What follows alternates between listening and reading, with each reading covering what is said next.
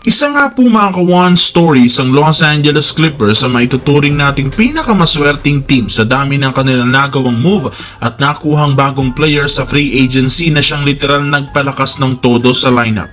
At sa pagkuha nga po nila sa dating point guard na si Chris Paul, mas lalo pang ang lumalim at naging solid ang kanilang roster, lalo ang second unit. Sa ngayon, meron ng 11 key player ang Clippers na sina Bradley Beal, John Collins, Kawhi, Harden, Ivica Zubac, Brook Lopez, Nick Batum, Chris Dunn, Derek Jones Jr., Bogdan Bogdanovic at si Chris Paul. At kung titignan natin ang bench, halos lahat pwedeng gamitin bilang starter na syempre sa may kakayahan nilang makapagtala ng scoring. Kaya hindi kagaya sa nagdaang taon na hindi na nga mauubusan pa ang Clippers ng options sa opensa. Ibig sabihin kapag naging 100% healthy ang lahat, hindi malabo na mag-compete na sila sa wakas sa championship next season. Samantala, naging aktibo nga po mga ka-one stories ang Los Angeles Lakers ng nagdaang araw dahil matapos nga po nilang makuha si Marcus Smart, gumawa pa nga sila ng ilang mga move kagaya ng pagtanggal kina Jordan Goodwin at Shake Milton. Iniwave na rin naman nila si Trey Jameson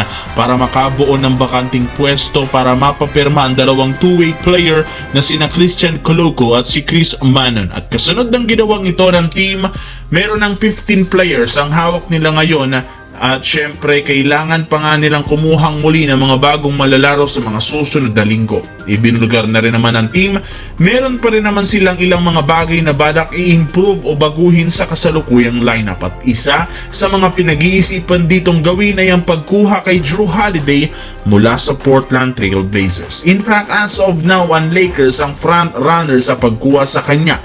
Kinausap at nakipagnegosasyon na rin naman si Rob Pelinka sa mismong front office at kapag nagkasundo silang dalawa sa isang deal, siguradong magkakaroon na naman sila ng bagong 3&D player na tutulong kina Luka Doncic at LeBron James.